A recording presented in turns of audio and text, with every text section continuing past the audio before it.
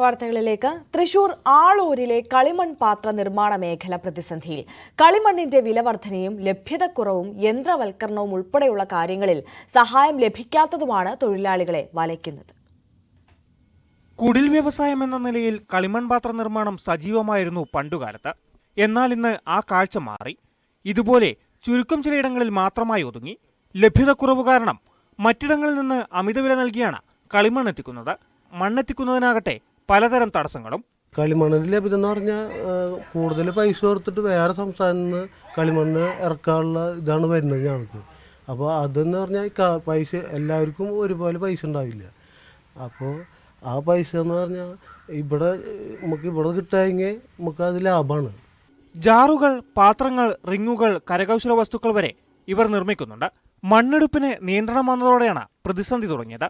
മണ്ണിന്റെ ലഭ്യതക്കുറവ് കാരണം ഈ വ്യവസായം തന്നെ നിലയ്ക്കുമെന്ന ആശങ്കയിലാണിവർ. കളിമണ്ണ് കിട്ടാത്തതാണ് ഭയങ്കര ഇതായിട്ട് വരുന്നത്, കളിമണ്ണിൻ്റെ ക്ഷാമം. പിന്നെ ഞങ്ങൾ ചെയ്യണ കലങ്ങളും പാത്രങ്ങളും ഭയങ്കര ചെലവാണ് കൂടുതൽ വരുന്നത്. പക്ഷേ അതിനനുസരിച്ച് കളിമണ്ണിൻ്റെ ലഭ്യതയാണ് ഞങ്ങൾക്ക് കുറവ് വരുന്നത്. മേഖലയിൽ യന്ത്രവൽക്കരണം വന്നെങ്കിലും അതിന്റെ മെച്ചവും പരമ്പരാഗത നിർമ്മാതാക്കൾക്ക് ലഭിച്ചില്ല. സർക്കാരിൽ നിന്നോ മറ്റ് ഏജൻസികളിൽ നിന്നോ സാമ്പത്തിക സഹായമോ വിപണനത്തിന് പ്രോത്സാഹനമോ കിട്ടാറില്ല. പാത്രം നിർമ്മിക്കുന്നവർ സ്വന്തം നിലയിൽ വിപണി കണ്ടെത്തേണ്ട സ്ഥിതിയാണ്. മണ്ണ് കിട്ടാനില്ല, എടുക്കാൻ സമ്മതിക്കില്ല. പോലീസുകാരെ പാസ് വേണം, കള്ളാസള് വേണം, അങ്ങനെയൊക്കെ വേണം. മണ്ണ് എടുക്കണം വെച്ചാൽ നല്ല ബുദ്ധിമുട്ടുണ്ട്. പിന്നെ വൈക്കോല് വേണം, ചകിരി വേണം, വിറക് വേണം, ചളി വേണം. 3 ദിവസം പിടിക്കും ചൂടെടുക്കണം വെച്ചാൽ.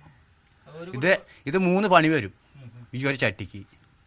ചക്കരയുടെ പണിയണം, കൊട്ടണം, ഉണക്കണം, മിനിപ്പിക്കുകയും വേണം. ചെറിയ കല്ലെടുത്തിട്ട്.